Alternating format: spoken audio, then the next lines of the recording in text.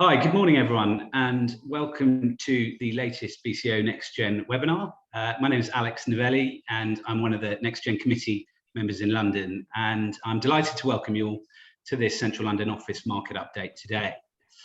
Before we do get started though, I just want to draw all of your attention to the 2022 events calendar, which some of you will recognise, and you can find updated on a number of the NextGen social feeds.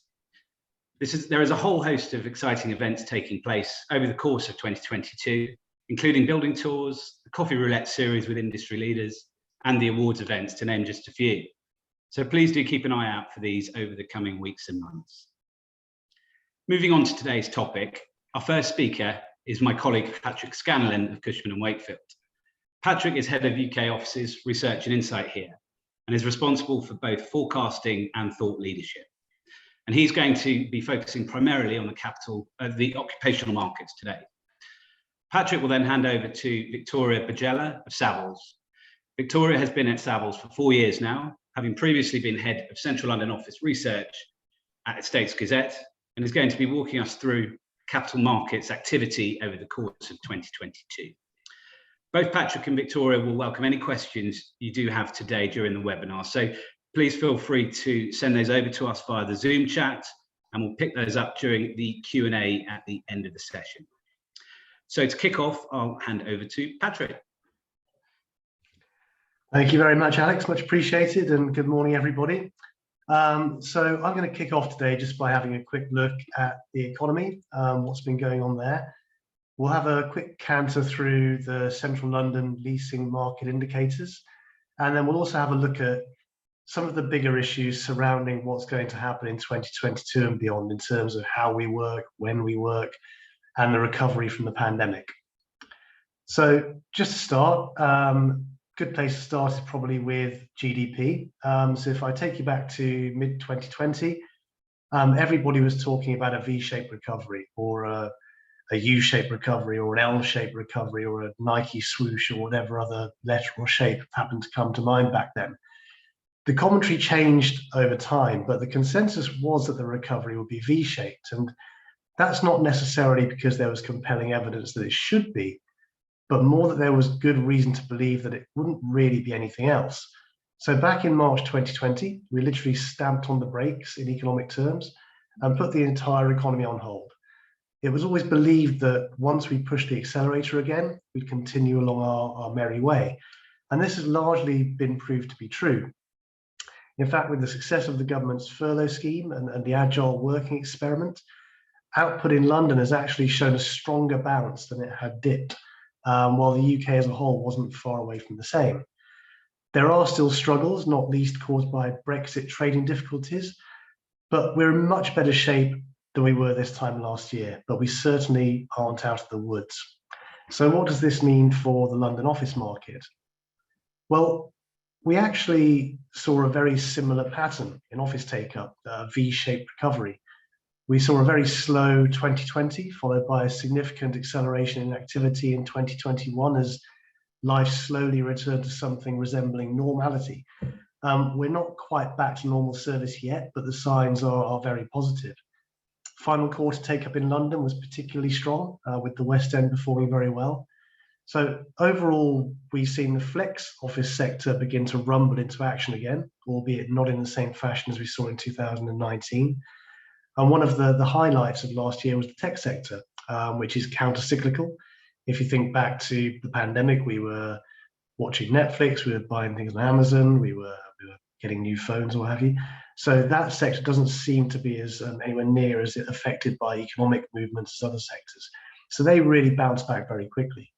Now, the gaps between where we are now and where we were pre-pandemic will certainly narrow further as we move through 2022. But can we expect the market to return to pre-pandemic levels? And we'll have a look at that as we move through.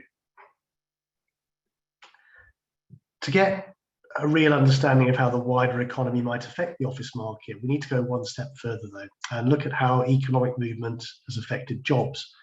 So the London office market actually has a much stronger relationship with jobs growth than GDP growth. And this is kind of what we should all be focused on. I think everybody gets very honed in on the GDP figures because they're what we see in the paper all the time. They don't actually have that much of a positive correlation. It's much more around bums on seats, effectively, people in jobs. So perhaps surprisingly, office using jobs have been recovering since the beginning of last year in 2021. In fact, by Q4 21, we'd already surpassed the pre-pandemic peak, which is remarkable, really. And this is borne out by the headlines we've seen about the increase in the number of advertised jobs, number of vacancies and things like that. So by 2026, the forecast suggests that there'll be around 120,000 more positions than we have now in the office using sector in London. Now, in normal circumstances, we could expect that to translate into demand for around 10 to 15 million square feet of new space. And that doesn't account for that structural demand that we normally see driven by lease expiries and that kind of thing. So if there are more people in office using jobs now than there were pre-pandemic, why wasn't take up for 2021 higher? Well, I apologize for the graph here. It's a bit of a shocker, but I think it tells a pretty good story. Up until the final quarter of last year, I was convinced personally that take-up hadn't matched pre-pandemic levels because people hadn't started moving around as normal again. So you can see here that public transport use never really got anywhere near its pre-pandemic level. And there was anecdotal evidence to suggest that this would be one of the most important variables in occupier activity in the short term. However, final quarter of 2021 came along and completely trashed my theory. So I stopped looking clever and started to eat my words. But that's what I thought at first. Even though mobility is still low, we saw strong take-up. So yeah, how can this happen? Well, simply put, the great work from home experiment that's been taking place over the last 2 years has concluded. Now, this doesn't mean that work from home is over, but rather that most companies now know what their agile working arrangements will be, or at least what they want them to be. They've conducted the experiments and now they've got the results. So we'll look at this in a bit more detail in the next few slides. But before we move on, I thought it'd be quite interesting to point something out here that not many seem to have noticed. The spiky nature of these lines indicate that people are getting out and about at the weekends, but not during the week. So people appear fairly happy to use public transport as long as it isn't to go to the office, which kind of isn't great for our sector. Now, if we think about that more deeply, what on earth does it say about the quality of our workplaces? You know, it really demonstrates the importance of quality offices and agile policies on staff attraction and retention.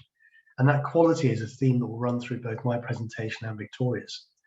But all joking aside, we are seeing many more people coming back to the office. So I thought it'd be interesting to look at when they're coming in. So the big assumption was that everybody would prefer to stay at home on Mondays and Fridays, but come into the office on Tuesdays, Wednesdays, and Thursdays, which has spurred a particularly interesting acronym. But Google mobility data shows that this hasn't exactly been the case. So Friday has actually proved to be the most popular office day, particularly over the summer as bars and restaurants opened. That lure of socializing with colleagues or family and friends after work has been strong. Having said that, Fridays are particularly quiet at bank holiday weekends, as you can imagine. Another surprise is how often we seem to abandon our plan to go to work on a Tuesday. Maybe the lure of one more day at home to clear the to-do list is too strong. So for businesses, how can you plan for lots of dropouts on Tuesdays and highly volatile Friday capacities? So these last-minute decisions are likely to become typical rather than exceptional. And this does create quite a problem.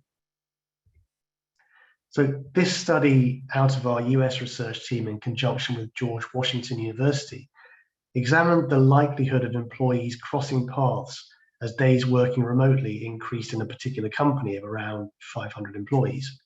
Now, importantly, this is if those employees can choose their own work from home days. So as we can see here, if everyone's in the office full time, over on the left there, holidays and sick leave means that there's only about an 88% chance that two employees will cross paths. If everyone works from home just 2 days a week, there's only a 29% chance that they'll both be in the office at the same time. Now, obviously, this will have a significant impact for those industries and functions where collaboration and innovation are important. So without significant active management, the agile working initiative may not actually succeed. So I hope that was a useful look at the demand side, but equally important is the supply side. So demand goes up, supply comes down, right? So surely that's how things are meant to work. At least it's been true in other cycles, but not in this one. The vacancy rate in central London is now at 8.3%, which is its highest level since 2004. The trajectory of this line isn't something that agents like to see. The law of supply and demand: as supply rises, prices fall. The good news is that we never saw the tidal wave of tenant space flood the market that many had feared, and this is logical when you think about it. If you put yourself in the shoes of a decision maker mid-pandemic, you've got no idea what your future occupational needs are.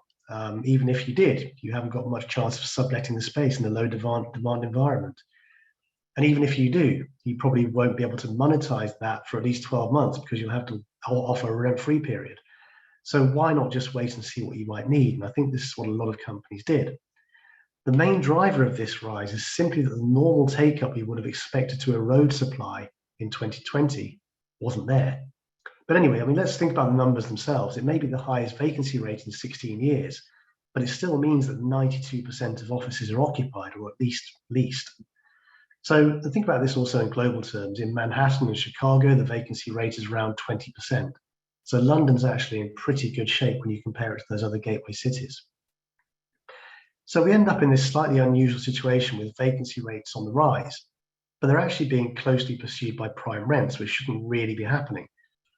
This leads us on to one of the themes that's been running through the office market for some time now and intensified when the pandemic started to ease, and that's the flight to quality. So this graph shows take-up of new and refurbished space there on the left as a percentage of total take-up.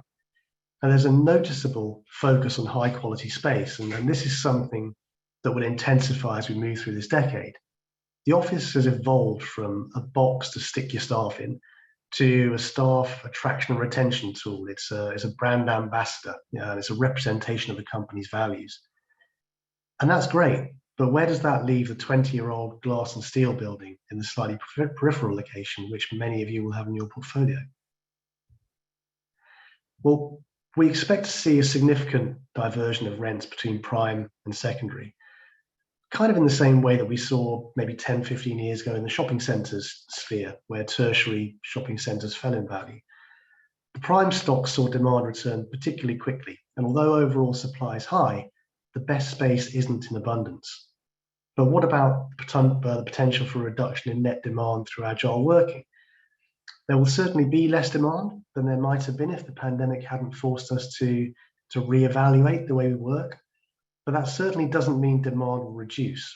So if we go back to basics, demand for real estate is primarily driven by economic growth and population growth, both of which are forecast to be strong. So looking ahead, what can we expect to see this year and beyond as general themes? Well, I can see three clear themes emerging in the occupational sphere. The first is something I haven't covered so far, but it could take up a good few hours of discussion, to be honest, and that is the focus on ESG, and in particular the E.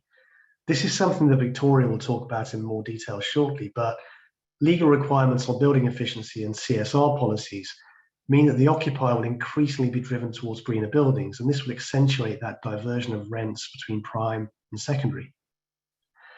Secondly, we're only at the very beginning of the evolution of agile working. I mentioned that many occupiers now have more clarity on their work from home strategies, but this new way of working has implications far beyond how many people might be present on a given day. The evolution of agile working is happening hand in hand with the evolution of the office itself, away from a place to perform tasks and towards a place to innovate and collaborate. As we go forward, we'll need to think about all of this under one umbrella rather than as individual pieces in a puzzle. And thirdly, on top of that, we've got rising build costs. Now, interestingly, there isn't a particularly strong correlation between build costs and rents in London. There is in the regions, but not in London, which is slightly confusing. But this may well change given supply chain issues generated by Brexit and the drive for sustainability. And this is definitely one to watch. So the underlying theme here is rising rents, which isn't such great news for occupiers, but it's wonderful news for investors. And at that point, I'll hand you over to Victoria, who will take us through investment in central London. Thank you, Patrick, and good morning, everyone. Bear with me 1 second. I'm just going to share my screen.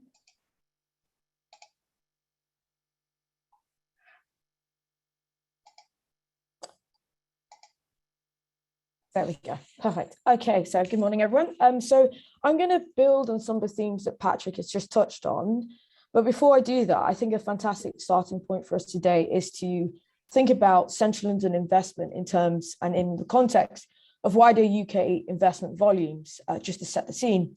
So in a typical year, we'd have around 50 billion invested across across the UK, and about 60% of this will be made up of London assets, and a further 30% of this, so 15 billion of the overall 50 billion, will be Central London offices in isolation. And if we think about the office investment market in isolation, typically in any annual year, there'll be about 21 billion invested across the sector, but it's heavily weighted towards London. And that's not surprising, considering the fact that 44% of UK stock is in the capital. So around 68 to 72 tend to fluctuate around that mark of investment volumes in the office sector are in London. And we could ask ourselves, what's driving this activity? Well, London is a city that has attracted global capital in terms of the office market. And you can see on screen the majority of investment over the past decade. And we've really seen this gain momentum since the GFC, has been international investors. So Asian investors in particular have real strong demand for Central London. And so far over the past decade, we've seen 28% share of turnover from Asia. And London's particularly attractive, investors from Hong Kong and from Singapore and city countries like that. So really strong appetite from Asian investors, and the international buyers are particularly keen on core, well-located, long income secured assets. And that's what drives that appetite in the Central London office context. And 28% is a similar share to domestic turnover from UK companies, but it tends to be more weighted towards the property companies and then a slightly larger share and also institutional investors. The next largest share, Europe, we've particularly over the last couple of years, we've seen really strong demand from German funds, and following behind is the US with 12%. And I know the question everyone will probably be asking is about Russia. If you think over the last decade, there's probably been about 150 billion invested in office, Central London office, and only about 50 million of that is Russia. So they're not really a player in the UK, the Central London office market at all in that sense. You'll see that the majority of it is institutional investment, followed by private investors and property companies. And you can see there on the right, the makeup of the top 15 investors we've seen active in the market over the past decade.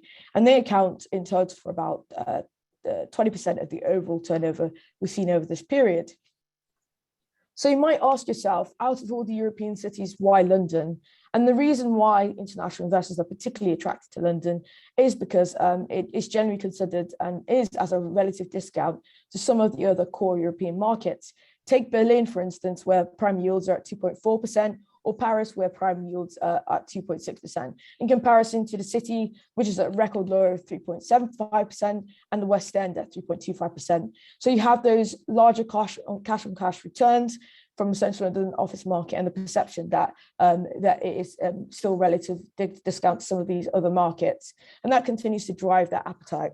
So if we turn to focus on looking at investment volumes across Central London over the last two decades, you could see the impact of GFC there, the dot-com crisis, and I'm going to focus on the period from 2013 where we've got these record levels of investment activity across Central London. And as I mentioned, since the GFC, we've really seen the appetite from international investors for Central London really gaining momentum. And there's real demand for the best-in-class assets, particularly now. It's only intensified, much like the occupational market. So if we start off in 2013, 2015, we have this period where we saw a lot of trophy assets being traded and that was really driving that demand from international investors again. So over that period, we saw the Gherkin being sold, we saw HSBC Tower and Docklands being sold, those kind of assets being sold. So a real strong appetite, and we saw investment volumes reaching about 20 billion. 2015, again, we've got this carrying through, strong investor appetite and driving the market. And in 2016, it's kind of deceptive here. Even though it's almost in line with the longer term averages, it kind of disguises the fact that you had this increased levels of uncertainty as a result of the EU referendum. And we saw a lot of, initially, some buyers and vendors adopting a wait and see approach. But, there was this strong demand, and that the kind of supply side issues start coming into play at this point. But, as time goes on, as it often does, and people come to terms with the changing landscape, those investment volumes pick up 2017 to 2018. We then have 2019, where we have two failed attempts to leave the EU, and that really brings in that wait and see approach coming in from vendors and sellers. And the supply side of things really starts to bite. So we've got a situation up till now, even, where you've got this strong demand globally for your best-in-class assets in particular, and that continues to drive demand, but there just isn't enough supply to meet the appetite that there is globally for these kind of assets. And I think that's really what has driven the real high levels of searching for value-add opportunities over the last couple of years, because there just hasn't been enough, of that core, well-located asset that global investors are really particularly keen on.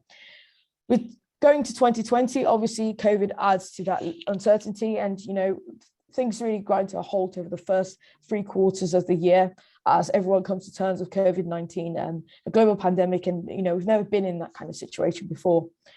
Things start to pick up over the final quarter of the year. Things start to seem to be some light at the end of the tunnel. Unfortunately, the spread again of COVID-19, it really dampens activity in the first half of 2021. But we did see things picking up in the final quarter of 2020, and it almost accounted for half of the investment turnover we saw over this period. And the reintroduction of restrictions as well. There are some investors who are based in London. There are also a lot that don't. So that really dampened activity over the first half of 2021. We then see this, there's a significant amount of capital that's been waiting to be deployed for some time over the last couple of years. And we start to see this pushing through in 2021. And I'm going to come to focus on this in exclusion shortly. But but that's kind of what's been driving. So we still have this strong appetite for London.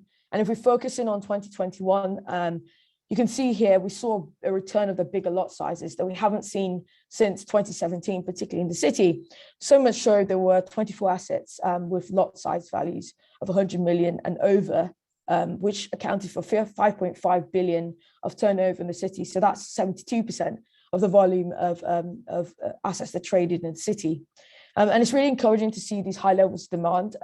Investors are taking a longer view than occupiers, and it's really been encouraging to see this appetite remaining on the investment side of things. And despite the fact that we have hybrid working, we still have uncertainties around Brexit and the impact that will have. But it's really encouraging to see investors are still here for the London market and they're still investing. But what we didn't see, if you contrast the nationalities and the areas that were active, you don't see, like Asian investors are usually the most active across central London, but we didn't really see that. And the real reason for this is obviously that region is still dealing with outbreaks of COVID-19. So, but we are expecting to see the Asian investors returning this year as hopefully, fingers crossed, situation improves.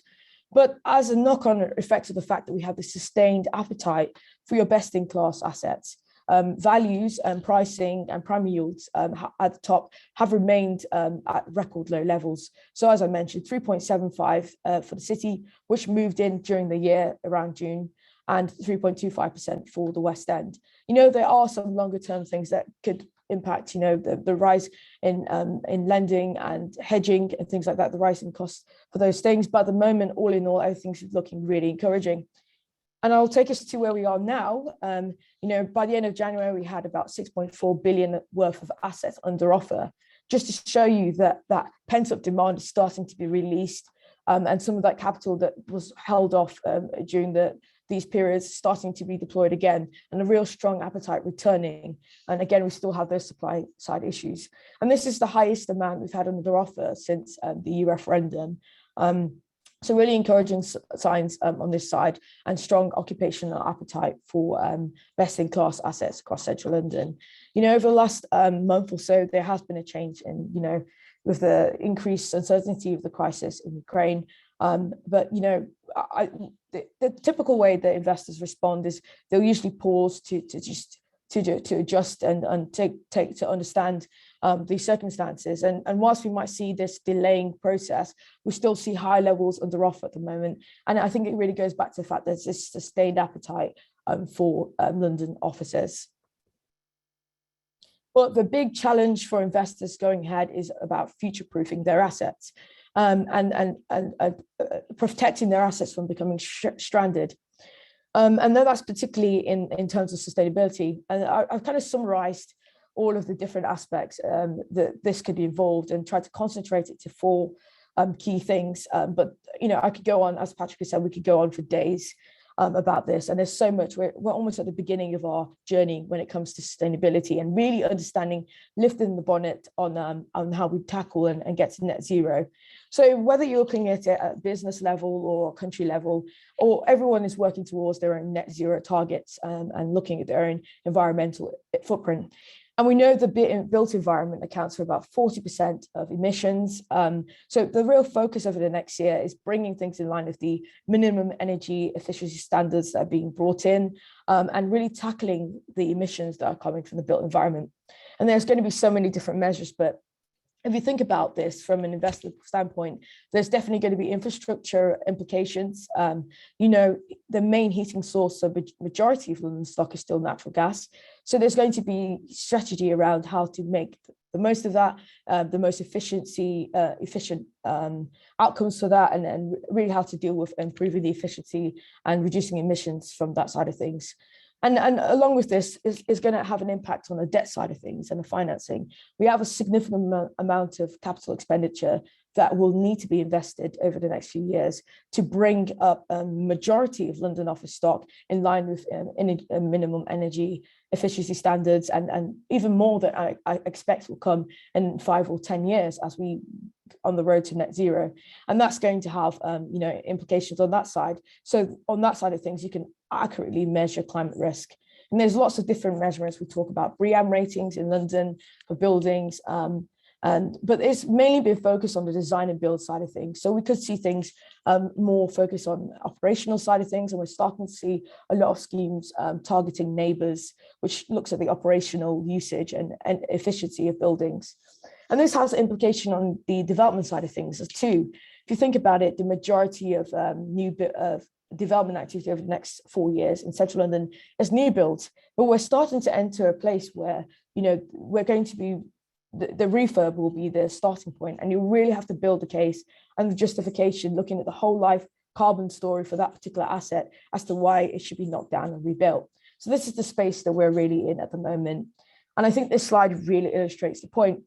83% of central London office stock is EPC rated C or below. And if you think about the current, consultancy and draft legislation, in the next 5 years, they're planning to have, you will not be able to receive rent on something that is EPC C or below.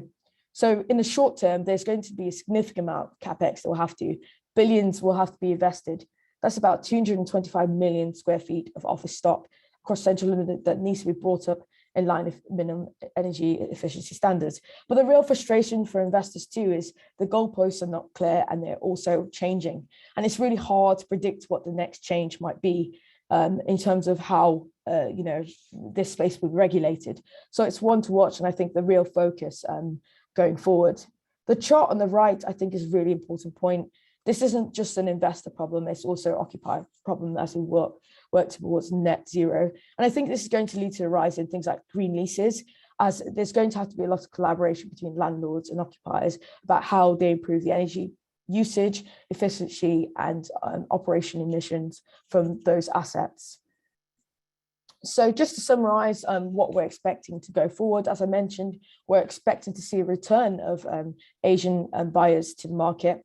And again, there'll continue to be this heavy bias towards core long income secured assets or assets that are well located and have very good prospects. But the main challenge, I think, for me would be about strategy around sustainability. And I think this is going to have huge implications in terms of due diligence the businesses are doing, really trying to assess how long or when their asset could become stranded, and whether that's on looking at EPCs, the operational usage of the building, and all those various outcomes. So this is pretty much everything from me, and I'm going to hand you over for questions. Thank you, Victoria, and to Patrick for that very informative presentation. And as you mentioned, we'll jump straight into a Q&A. I'll pick up on a few questions that have come through on our chat forum. So first things first, Victoria, I think you touched upon this earlier, so I'll hand this over to you. How is Russia's recent invasion of Ukraine likely to impact the London office market? If we start first by thinking about Russia in the global context, Russia isn't really a big player in terms of the global economy. It's kind of isolated on the smaller side. So real impacts on the global scale will be on commodity pricing mainly. But if we look at the UK commercial market, they're, again, not, as I mentioned earlier, not really a big player in the central and office market space. So we're not expecting it to have an impact on pricing or things like that. What we might see is a lot of investors pausing and just adjusting to, taking note, and that's a typical response when there's geopolitical uncertainty. But that kind of activity tends to gain momentum, and pricing resets itself after about 3 months. So we're not really expecting it to have a real impact on investment volumes or pricing in the central and office market. And Patrick, is that a similar story in the occupational world? Yeah, I think so. I mean, if you look at the sort of, as Victoria was talking about, the wider economy, if we get a recession in the US, that normally means a global recession.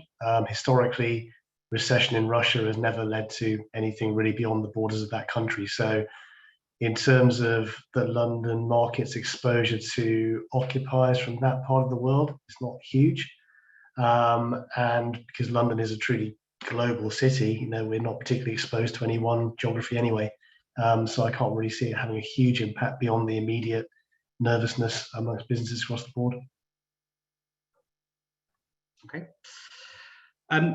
Just looking at another occupational question that's come through. So over to Patrick. How can you be forecasting rental growth in London when so many businesses are now working from home and demand is presumably reduced? Yes, lovely. Thank you, Alex. No, it's a really interesting one. I mean, yeah, I've been doing this for more than 20 years now, and one thing we've always relied on is the shape of the cycles, and we can predict what those cycles are going to look like. One thing goes up, another one goes down, supply goes up, rents go down. This really has thrown a huge spanner in the works, and it's interesting to look at the dynamic there. I think one of the things that it's really shown us, especially when companies have been trying to get staff to come back to work, when they're so used to the flexibility and the comfort of working from home, is that you can't really get away with just having normal bog standard offices anymore. The office needs to be almost going the same way as the retail space. It needs to be an experience rather than a task-based space. So companies are realizing this.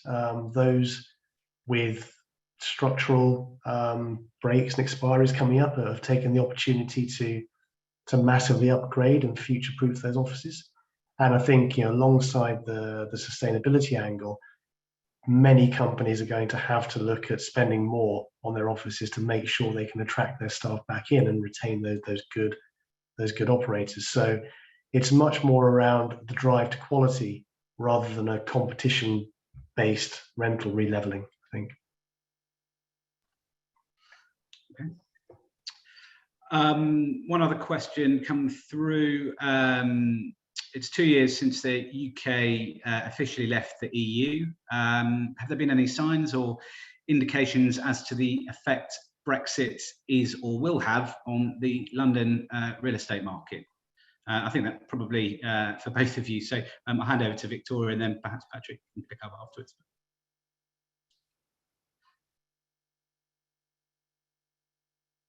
Sorry, can you go again with the questions? Oh, sorry, yeah. Sorry, I kind of cut out. That's all right. So it's 2 years since the UK officially left the EU. have there been any signs or indications as to the effect that Brexit will or has had upon the London real estate market? So from the capital markets perspective, there really hasn't been that effect. I think it is kind of, you had the initial uncertainty, and investors like certainty. I think that's the main thing. So clarity is what's needed. So far, there hasn't been that much of an impact. I think it's just been on the supply side of things, a lot more caution and wait to see and a wait to see approach being adopted. But generally speaking, it hasn't really had that impact yet. We're still seeing really high demand for internationally for assets. Yeah, totally agree. And from my point of view, I think one of the things to bear in mind is that the markets really hate cliff edge uncertainty, but they kind of cope okay with general uncertainty in the market. So I remember back in 2016 when there were headlines around a potential, I think it was 750,000 jobs potentially moving to the UK, some of the headlines were saying. And yeah, this seemed outlandish even back then, and looking back from now, it was obviously crazy. I think we've seen around low thousands in terms of actual positions moved from London to the continent.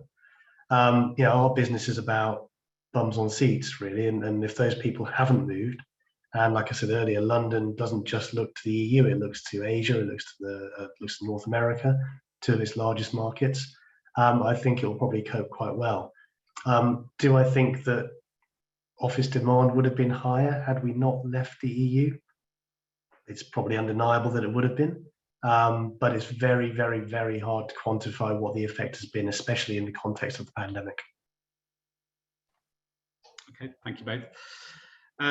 Another question, just looking at occupational markets. So over to Patrick. Will the rising inflationary cost pressures on business impact on their ability to cover and afford rents and service charges? You'd think so, wouldn't you? Logically, interesting though. If you look back over the last 30 years, there's almost a zero correlation between inflation and rents. There's virtually no relationship at all. Rents in London are much more cycle based and exposed to events in the wider economy. I think added to that, office accommodation costs as a proportion of overall business costs has been falling for quite a long time now. So I think there is capacity there for occupiers to pay more if they need to. They're just probably used to not paying more than they have to. But that isn't something that we've been seeing in our conversations with occupiers yet. Okay, great. All right. Well, look, thank you to everyone for those questions. If there aren't any others, I'd just like to say on behalf of the BCO, big thank you to both Patrick and Victoria for giving up your time today and for the very insightful presentations. And thank you to everyone who joined the webinar as well today. And we hope you found it very useful. And we look forward to seeing you all again soon. Thanks very much. Thank you.